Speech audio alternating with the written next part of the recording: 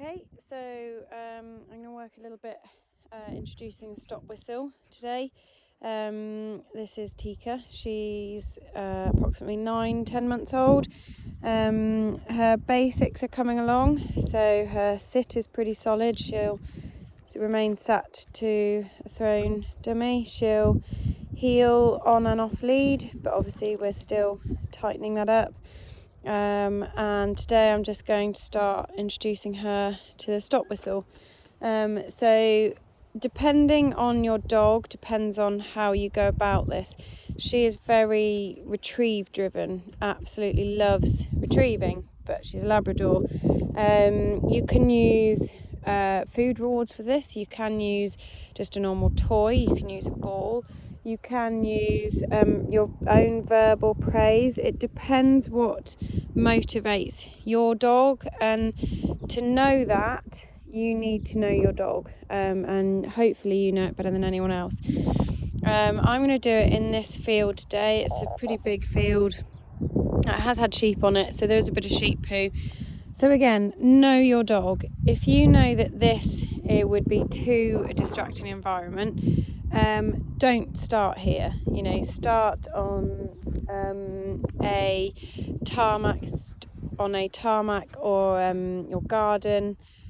Start somewhere that's really dull. Sit.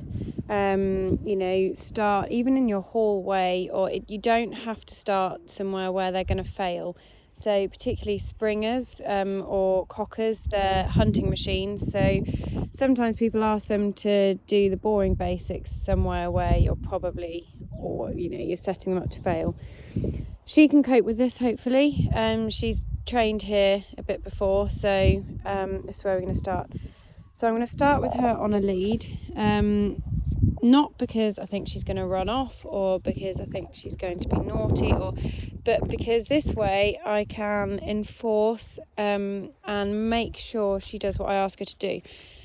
So remember, your dog doesn't speak English. They're not born understanding what you're telling them to do. So if I'm blowing the stop whistle and she's not sitting or she's not stopping, then essentially I'm teaching her to ignore the whistle, because I'm teaching her that she doesn't have to do it. So by having a lead, I can just use it. Sit, good girl. I can use it just to help. Sit, good girl. So all I'm going to do to begin with, this must be done on a loose lead, so you need to have your established basics ideally before. Heel. So we've got a nice loose lead heel, as you can see already. So she knows to stay by my side. Okay, she knows this. When I stop, good girl, good girl. Well done, darling, good girl. She knows to sit down. This isn't something that she's just done on her own. This has come through practicing, thank you, and just taking our time and doing it again and again and again. So I've got the ball in my hand. Ideally, I don't really want you walking like that, trying to get them to follow you. She knows I've got it. I need it as a reward, not a bribe.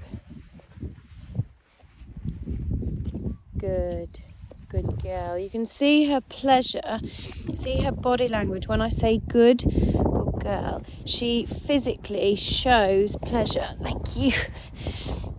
She knows what good means. She knows that means she's done right, and that's really important, because I'm not always going to be rewarding her with a ball. Eventually, as she gets older and further on in her training, I need to be able to say good girl and her understand what that means. So when you're rewarding, make sure you're putting your word in, good girl, so they know what that means. Right, so what I'm going to do this time, as she sits down, I'm actually going to put in my stop whistle heel.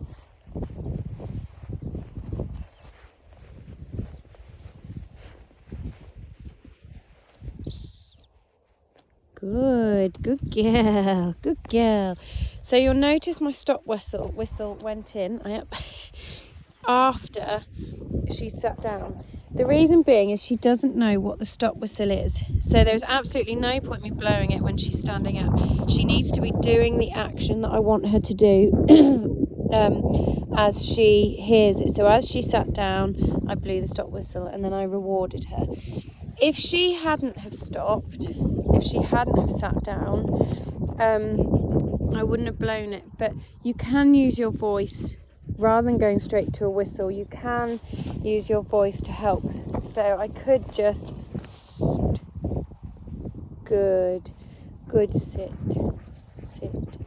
good girl, well done, good girl. So you see how excited she gets when I say good girl, good, thank you, good girl. Right, on to the next step.